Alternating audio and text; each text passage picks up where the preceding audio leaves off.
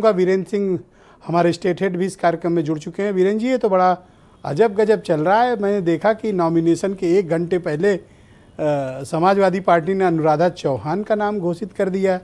BJP गठबंधन यानी अपना दल, इससे शफीक अहमद अंसारी लड़ रहे हैं। ये क्या चल रहा है यूपी की राजनीति में? ये असली हृदय परिवर्तन है और भारतीय जनता पार्टी के लिए भी एक नया प्रयोग है कि वो मुसलमानों से दूरी नहीं चाहती है, प्यार चाहती है। और वो जो सबका साथ, सबका विकास और सबका विश्वास करने वाली बात थी, उस पर वो बैक डोर से, बगल के दरवाजे से अपना प्यार लुटा रही है। अब वहाँ पर अपना दल का कुछ तो है नहीं, लेकिन अपना दल को अपने सहयोगी पार्टी को टिकट देकर बीजेपी ने मुसलमानों को कहा, भाई पहले जो जीता था वो सपा से था, वो भी मुसलमान थे, ये भी मुसलमान हैं। और अच्छा, आजम खां के परिवार के अलावा समाजवादी पार्टी अगर किसी और को टिकट देती मुस्लिम को, तो फिर वो आजम खां के पैरेलल कोई एक नेता खड़ा करने की तरह हो जाता उस ज़िले में। तो स्वाभाविक है कि सोचा गया होगा कि पार्टी के किसी वर्कर को दे दिया या हिंदू समाज के आदमी को दे दिया जाए। देखिए, ये पहला ऐसा वाक़या है और मौका है कि देश के इतिहास में जब पिता और पुत्र दोनों की विधानसभा सदस्यता चली गई हो। कभी ऐसा देश के इतिहास में हुआ नहीं था। और अब्दुल्ला आजम की तो 2-2 बार गई, एक पिछली विधानसभा में गई, एक इस बार गई। अब वो कोर्ट भी गए हैं, लेकिन कोर्ट से उनको राहत मिल नहीं पा रही है। अब ये चुनाव तो होगा, और चुनाव आप जानते हैं उपचुनाव कैसे होता है। अभी आकाश लाला वाला चुनाव लोगों ने देखा ही था कि आकाश लाला बहुत समय से आजम खां से लड़ते आ रहे थे। बीजेपी ने उन्हें प्रत्याशी बनाया और वोट पड़ा 28%, और उसमें भी आकाश लाला पीछे जा रहे थे। बड़ी मुश्किल से वो चुनाव जीते। अब अब्दुल्ला का नंबर आया है, आजम के बेटे का। अब वहाँ पर देखिए, तो ये उपचुनाव तो साफ है कि सरकारें जीतती है, जो सत्ता में होता है वो जीतता है।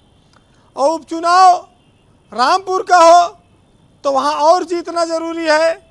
तो स्वाभाविक है कि देखो, पुलिस लड़ेगी, लाठी लड़ेगी, डंडा लड़ेगा।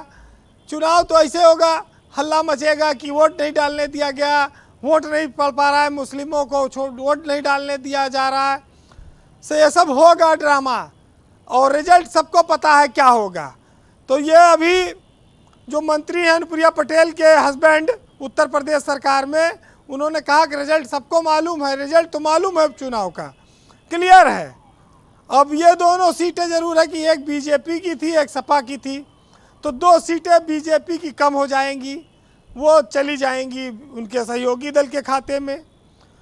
लेकिन ये अपना दल को सीट देने के बाद क्या बीजेपी चुपचाप घर बैठ जाएगी?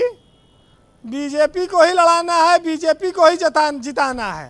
तो योगी की सरकार में अब तक जितने उपचुनाव हुए सब बीजेपी जीती, उसके समर्थक जीते। तो ये भी उनको जिता के मैसेज तो देना पड़ेगा, क्योंकि ऐसे कहो कि साधारण ताकत से अपना दल के वोट से जीत जाएगी, वहाँ अपना दल सपा को हरा लेंगे, तब तो मुश्किल है। क्योंकि देखिए, आजम खां के ऊपर तमाम सारे आफतें आईं, उसके बावजूद वो चुनाव जीतते रहे। हालांकि वो ये ज़रूर सोचते होंगे कि अगर सांसद बना रहते, ना देते इस्तीफ़ा, तो अभी तक तो सांसद रहते कम से कम। ये सांसदिक इस्तीफ़ा दिए और विधानसभा में सदस्यता चली गई, इधर सजा हो गई। तो ये उनके हाथ से दोनों चीज़ें निकल गई। तो ये चुनाव तो दिलचस्प होगा, लेकिन इतना ज़रूर है कि उपचुनाव सरकार का चुनाव माना जाता है। एक बात और कहूँगा, अंशु अवस्थी बैठे, कांग्रेस की हिम्मत को आप दाद दीजिए, और इनके जो जज्बात हैं उनको, चाहे जितना चुनाव हो सब लड़ेंगे, सब हारेंगे, सब में जमानत जब्त हो जाए, लेकिन प्रत्याशी जरूर खड़ा करेंगे।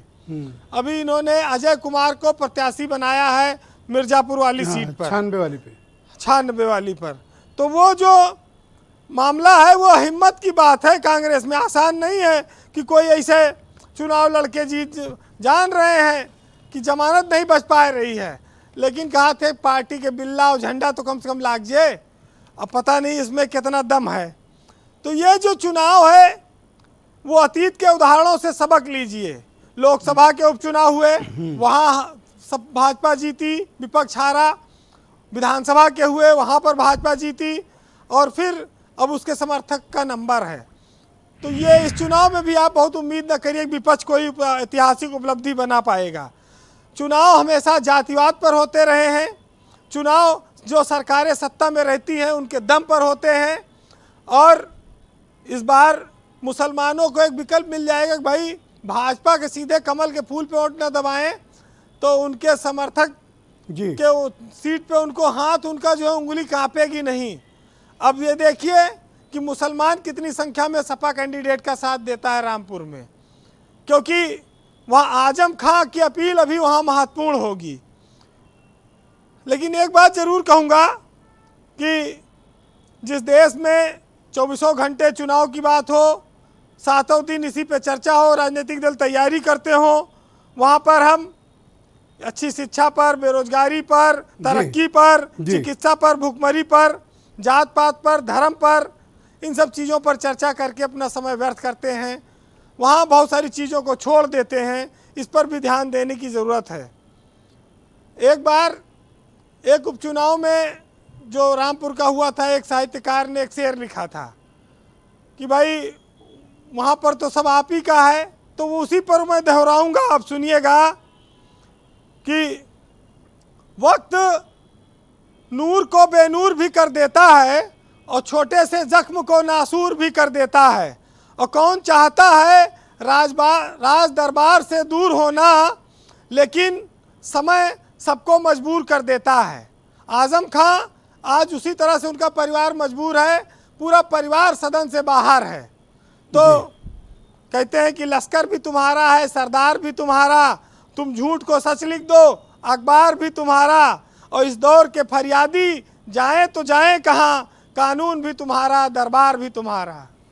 बहुत शुक्रिया आपका वीरेंद्र जी, बहुत बहुत धन्यवाद ग्राउंड जीरो से हमें इनपुट उपलब्ध कराने के लिए। बहनों भाइयों, आज की परिचर्चा बहुत दिलचस्प है। उत्तर प्रदेश में 2 असेंबली